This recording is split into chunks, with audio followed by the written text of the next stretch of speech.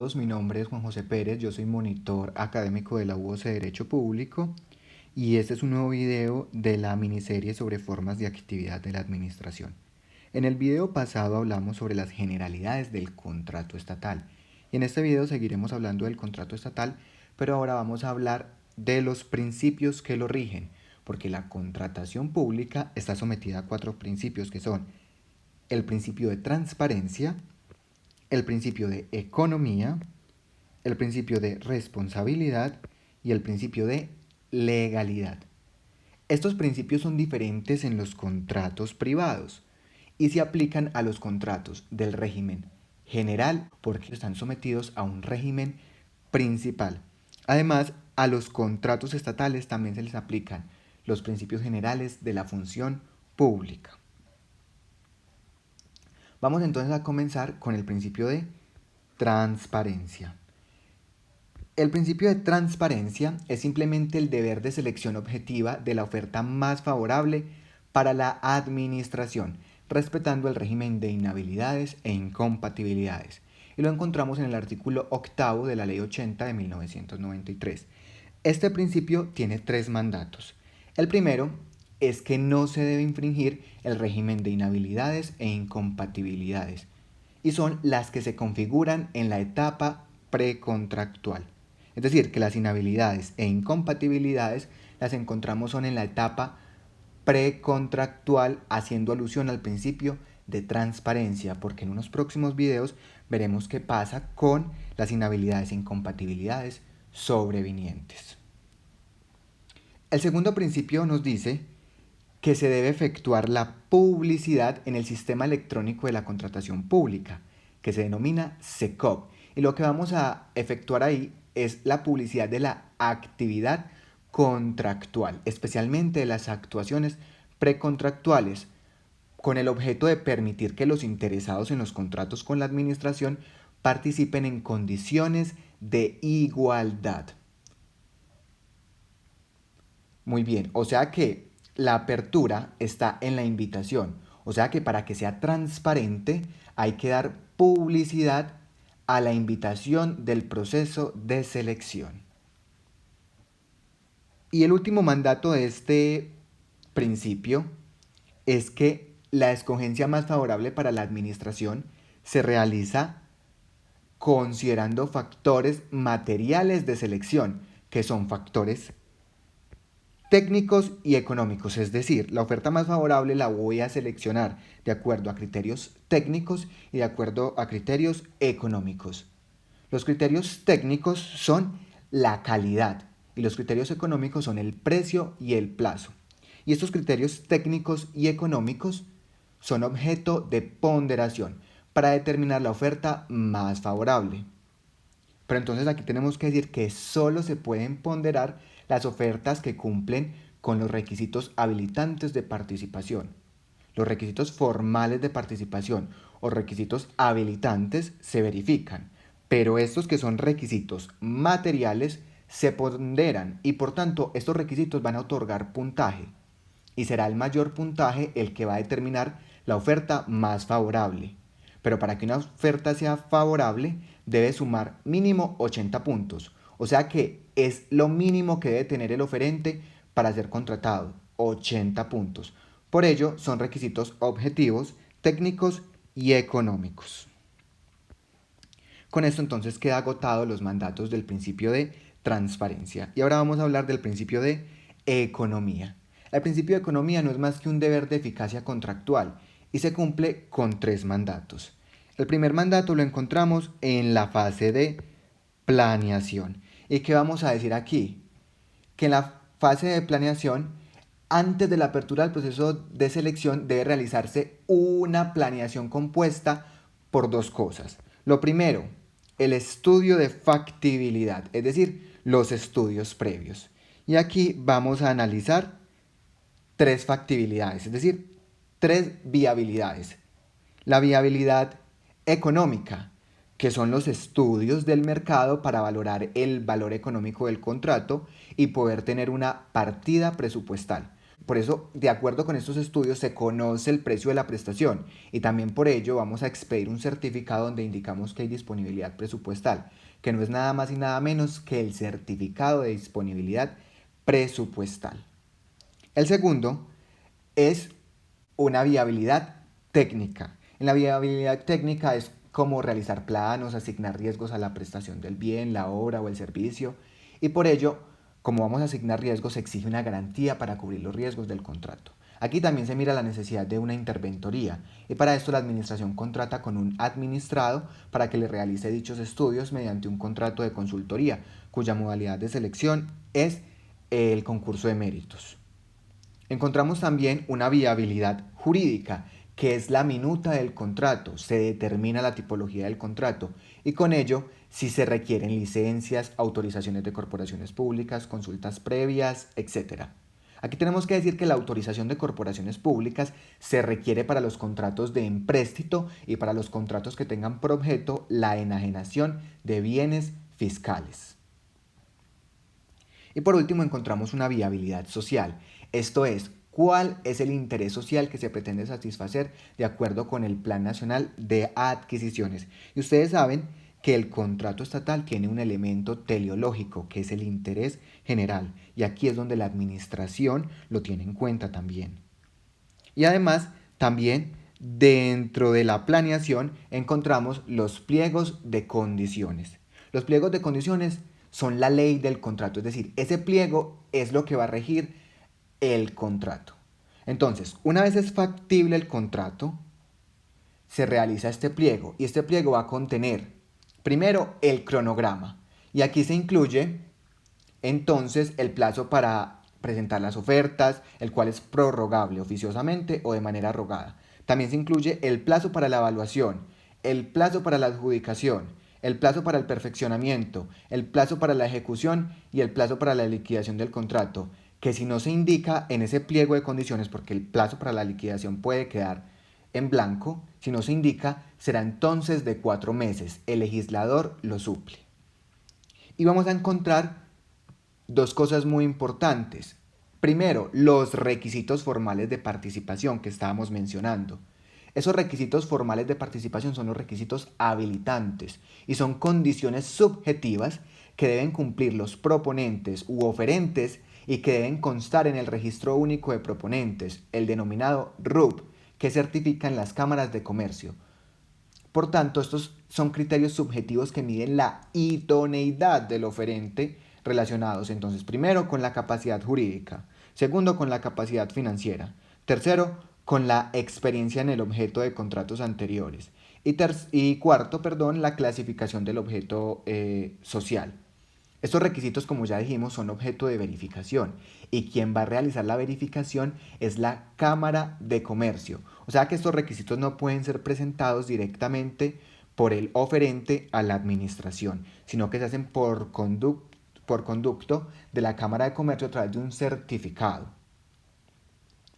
Y encontramos también los requisitos materiales de selección, que son condiciones técnicas que deben cumplir los oferentes y que son objeto ya no de verificación, sino como dijimos, de ponderación. Y son objeto de ponderación porque dan puntaje. Y el mayor puntaje es el que sirve para determinar la oferta más favorable. Y dijimos que el puntaje mínimo debe ser 80. Estos requisitos son técnicos, que son la calidad que ya dijimos, y económicos, que son el precio y el plazo. Aquí tenemos que decir que la regla general es que la experiencia en el desarrollo del objeto contractual no otorga puntaje, porque dijimos que es entonces un requisito formal. Pero en los contratos de consultoría sí va a otorgar puntaje, porque obviamente estamos buscando una persona experimentada. Los pliegos de condiciones son excepcionalmente modificables a través de las adendas, las cuales están limitadas temporal y sustancialmente. Entonces, ¿cuál es el límite temporal? El límite temporal es que solo se puede modificar hasta 3 días antes del cierre del proceso, si se trata de una licitación, y hasta un día hábil antes del cierre del proceso, si son las otras formas de selección, salvo que se trate del cronograma, que el cronograma puede ser modificado hasta antes de la adjudicación del contrato. Y además también tiene un límite sustancial, y es que no pueden ser modificados los requisitos materiales de selección del contrato. Este principio de economía nos tiene un segundo mandato, y es que no se pueden exigir requisitos que no estén acreditados en el Registro Único de Proponentes, en el RUP. El Registro Único de Proponentes ya dijimos que es un certificado que expide a las cámaras de comercio solicitud de los particulares interesados en contratar con la administración. En este certificado aparecen los requisitos formales de los proponentes y se renueva anualmente. Estos requisitos son objeto de verificación por las cámaras de comercio, no por la propia administración. O sea que la administración no debe exigir otros requisitos que no consten en el Registro Único de Proponentes. Pero la complejidad del objeto contractual puede requerir requisitos formales adicionales que son objeto también de verificación. Pero esos adicionales ya no son objeto de verificación por las cámaras de comercio, sino por la misma administración. Hay dos modalidades de selección en las cuales no se exige el registro único de proponentes, que son la contratación directa y la mínima cuantía. Aquí hay que tener en cuenta que el acto de inscripción del registro único de proponentes puede ser impugnado por falsa motivación a través del recurso de reposición o por medio de la pretensión de nulidad simple ante la jurisdicción contencioso administrativa. O sea que ese acto lo expide un colaborador privado de la administración, que es una cámara de comercio, y es impugnable ante el juez de lo contencioso administrativo, que es el juez natural de la administración, a través de una pretensión de nulidad simple, que es un medio de control. Es decir, que ahí la Cámara de Comercio está actuando como administración. Y lo último que nos dice este principio es que no se pueden rechazar ofertas con defectos formales que no impliquen mejoramiento o complementación de las ofertas. Entonces aquí tenemos que decir que una oferta se mejora con los requisitos materiales y que una oferta se complementa con los requisitos formales. O sea que se estaría en un caso de complementación cuando los requisitos formales se cumplen después de la oferta. O sea que se pueden subsanar los requisitos que el proponente cumpla antes de la presentación de la oferta, porque si los cumplía antes de la presentación de la oferta no implica complementación. Muy bien. El siguiente principio es el principio de responsabilidad. Y el principio de responsabilidad es un deber de diligencia contractual y es correlativo al principio de legalidad y tiene dos mandatos. Un mandato es para el contratista y el otro mandato es para la administración. El primer mandato dice que el contratista es responsable. Entonces, en la fase precontractual, por la seriedad de la oferta. Entonces, si se le adjudica el contrato, el contratista adjudicatario tiene la obligación de perfeccionarlo. O sea que desde que el contratista presenta la oferta, tiene la obligación de perfeccionarlo porque es una responsabilidad, una obligación que surge desde la fase precontractual. Entonces, cuando el oferente presenta la oferta, debe garantizar la seriedad de la misma a través de una póliza que se denomina garantía de seriedad de la oferta.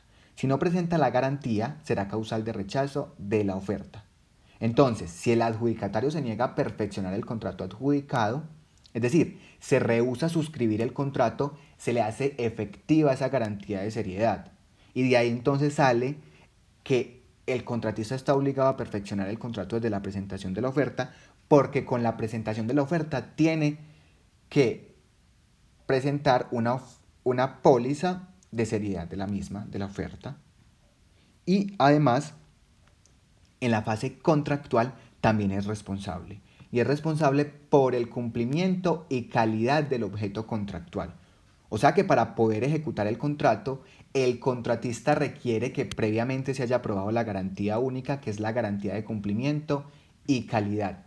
Esta garantía, como vamos a ver más adelante, es uno de los requisitos de ejecución del contrato. El contrato tiene varios requisitos de ejecución.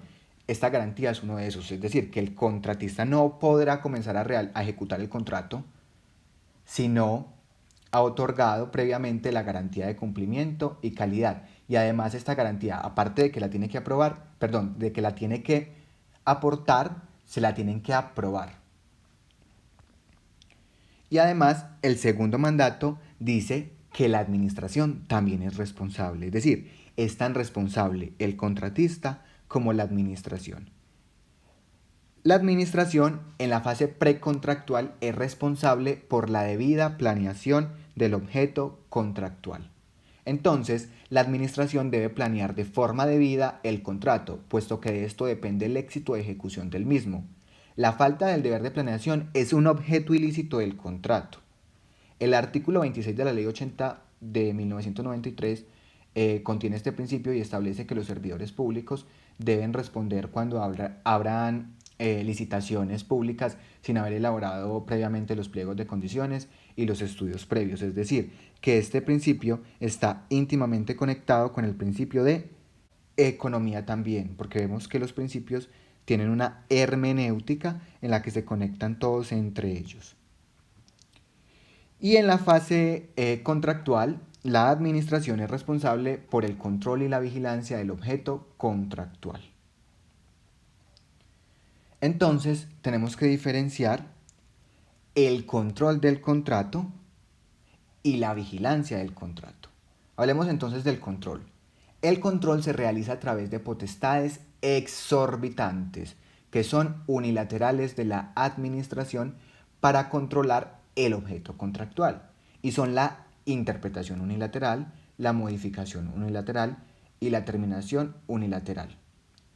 Estas potestades excepcionales se fundan en cláusulas contractuales que pueden ser elementos naturales, accidentales u objeto ilícito en el contrato estatal. Entonces, de acuerdo con el artículo 14 de la Ley 80 de 1993, las cláusulas exorbitantes o estas facultades excepcionales son un elemento natural, es decir, que se entienden pactadas en los contratos que tengan por objeto un monopolio estatal, en los contratos de prestación de servicios públicos, en los contratos de explotación y concesión de bienes del Estado y en los contratos de obra. También de acuerdo con este artículo son elementos accidentales, es decir, que las potestades exorbitantes se pueden pactar en los contratos de suministro o en los contratos de prestación de servicios. O sea que son naturales en los contratos de prestación de servicios públicos y son accidentales en los contratos de prestación de servicios. Y son un objeto ilícito, o sea que no se pueden pactar, y dice este artículo, en los contratos que se celebren con personas públicas internacionales, en los que se celebren con una entidad de cooperación, ayuda o asistencia, los contratos interadministrativos, los contratos de empréstito, los que tengan por objeto actividades comerciales o industriales, los que tengan por objeto el desarrollo directo de actividades científicas o tecnológicas, los contratos de seguros, pero el legislador aquí es antitécnico, porque después dice en los demás contratos no mencionados como naturales o accidentales. O sea que esta lista que acabamos de decir es una lista meramente enunciativa, porque en todos los demás que no sean naturales o accidentales no se podrán pactar potestades exorbitantes. Entonces, de esta manera, que no todos los objetos contractuales sean controlables, pues solo son controlables aquellos en los cuales las potestades exorbitantes sean un elemento natural o accidental del contrato. Y además está también la vigilancia del contrato. Y la vigilancia del contrato se puede realizar a través de la supervisión o la interventoría. Entonces, ¿qué es la supervisión? La supervisión consiste en el seguimiento técnico, administrativo, financiero, contable y jurídico sobre el cumplimiento del objeto contractual que realiza la misma administración cuando no se requiere conocimientos especializados. La administración podrá contratar personal de apoyo para la supervisión a través de contratos de prestación de servicios de apoyo a la gestión. O sea que la modalidad de selección en este caso será la contratación directa. Para contratar, ¿qué? Personas que van a apoyar la supervisión. Aquí tenemos entonces que decir que la diferencia entre los contratos de prestación de servicios de apoyo a la gestión con los contratos de prestación de servicios profesionales es que en los primeros, es decir, en los contratos de prestación de servicios de apoyo a la gestión, la responsabilidad sigue siendo del servidor público, puesto que el contratista solamente está ayudándolo o apoyándolo. Y en los segundos, es decir, en los contratos de prestación de servicios profesionales, la responsabilidad del contratista es directa, es decir, responde el mismo. Entonces aquí, cuando se contrata para que se apoye a un supervisor, la responsabilidad sigue siendo del supervisor, no es del contratista. Y además también la vigilancia se puede realizar a través de la interventoría. Y la interventoría consiste solo en el seguimiento técnico sobre el cumplimiento del objeto contractual que realiza una persona natural o jurídica contratada para tal fin por la administración. La interventoría se da cuando el contrato supone conocimientos especializados o cuando es complejo o extenso. Por regla general tenemos que decir que no es concurrente en un mismo contrato la supervisión y la interventoría, pero la administración podrá dividir en un contrato el seguimiento técnico entre el supervisor e interventor y ahí puede indicar, no, debe indicar mejor dicho, las actividades técnicas a cargo del interventor y de manera residual las que no se mencionen quedan a cargo del supervisor, es decir, solamente basta con que indique las de el interventor porque lo que no se indique será del supervisor. El interventor es elegido por concurso de méritos, ya que la tipología contractual es el contrato de consultoría. En esos contratos de consultoría no se podrá dar orden verbal por parte del interventor, o sea que debe entregar por escrito las órdenes que dé en la ejecución o dentro de, obviamente, el seguimiento técnico que él hace. Muy bien, con esto entonces acabamos el principio de responsabilidad. Y vamos a hablar ya del principio de legalidad, que es tal vez el principio más largo y es en el cual nos vamos a quedar el resto de videos sobre el contrato estatal porque lo vamos a desarrollar en los próximos videos. Pero entonces dejémoslo mencionado para entender de qué trata este principio. El principio de legalidad es el deber de que el contrato estatal sea creado de conformidad con el ordenamiento jurídico.